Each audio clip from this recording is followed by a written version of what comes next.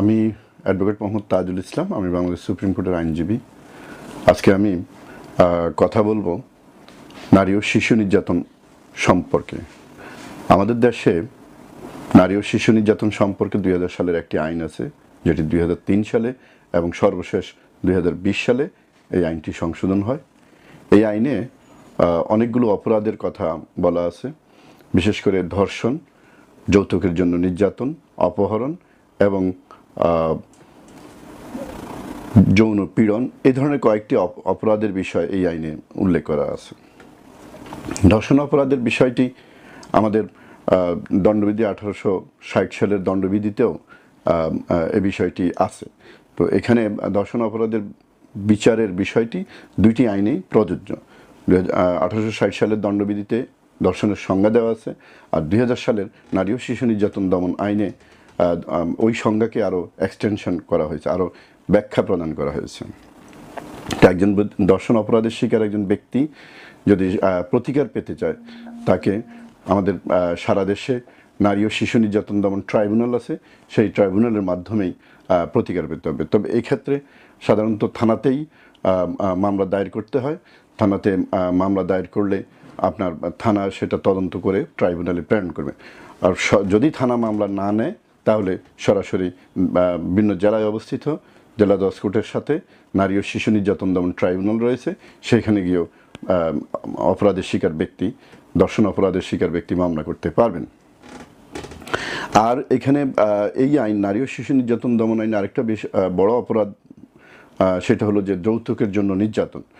এখানে যৌতুকের জন্য মূলত দুই ধরনের নির্যাতনকে আইনে ডিফাইন করেছে, একটা হচ্ছে লঘু আর একটা হচ্ছে গুরু।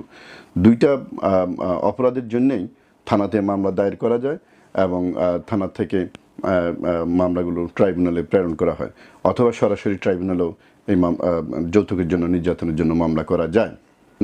নারী নির্যাতনের অন্যান্য অপরাধগুলো বিশেষ করে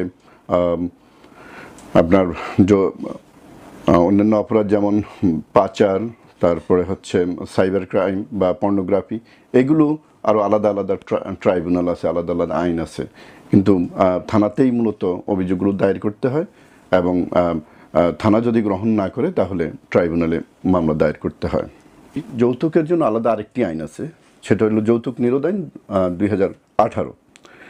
দুইটা আইনের মধ্যে নারী ও শিশু নির্যাতন দমন আইন 2000 এবং যৌতুক নিরোধ আইন 2018, এই দুইটা আইনের মধ্যে মূল একটা পার্থক্য আছে। নারী ও শিশু নির্যাতন দমন আইনে যদি আপনি যৌতুকের জন্য নির্যাতনের শিকার হন, তাহলে আপনি নারী ও শিশু নির্যাতন দমন ট্রাইব্যুনালে যেতে পারেন বা ওই আইনের আওতায় যেতে পারেন। আর যদি আপনার বিয়ের সময় বা বিয়ের পরে বিয়ে উপলক্ষে যদি কেউ যৌতুক দাবি করে, এটা ছেলে পক্ষ বা মেয়ে পক্ষ যে কোনো পক্ষেই যদি যৌতুক দাবি করে, তাহলে আপনি যৌতুক নিরোধ আইন 2018-এর অধীনে মামলা দায়ের করতে পারেন। এটা মামলা দায়ের করতে হবে ম্যাজিস্ট্রেট কোর্টে। যে কোনো ফৌজদারি মামলায় প্রথমে থানা যদি না নেয়, তাহলে সংশ্লিষ্ট ফৌজদারি আদালতে মামলা করতে হয়। এখানে যৌতুকের দাবি এবং বিয়ে উপলক্ষে যৌতুকের দাবির জন্য বর এবং কনের গার্জিয়ান এবং প্রতিবেশী এবং যারাই দাবি করছে তাদেরকে এই আইনের আওতায় আনা যায়। যৌতুকের শাস্তির যে বিষয়টি, এইটি আমাদের দেশের দুইটি আইন দ্বারা পরিচালিত হয়। একটা হচ্ছে নারী ও শিশু নির্যাতন দমন আইন 2000, সেখানে হচ্ছে যৌতুকের জন্য নির্যাতন। আরেকটি হচ্ছে যৌতুক নিরোধ আইন 2018, সেখানে যৌতুক দাবি বা যৌতুক প্রদানের শাস্তি। তো যৌতুকের জন্য নির্যাতনের ক্ষেত্রে যে অপরাধটি, সেটিকে তিনটা ভাগে ভাগ করা হচ্ছে। একটা হচ্ছে যৌতুকের জন্য নির্যাতন বা যৌতুকের জন্য মৃত্যু বা মৃত্যু ঘটানোর চেষ্টা। যদি মৃত্যু হয় তাহলে শাস্তি হবে মৃত্যুদণ্ড, আর মৃত্যু ঘটানোর চেষ্টা হলে শাস্তি হবে যাবজ্জীবন কারাদণ্ড। আর একটা হচ্ছে যৌতুকের জন্য গুরুতর আঘাত বা অঙ্গহানি, সেই ক্ষেত্রে সর্বোচ্চ যাবজ্জীবন কারাদণ্ড এবং সর্বনিম্ন 5 বছরের কারাদণ্ডের বিধান রয়েছে।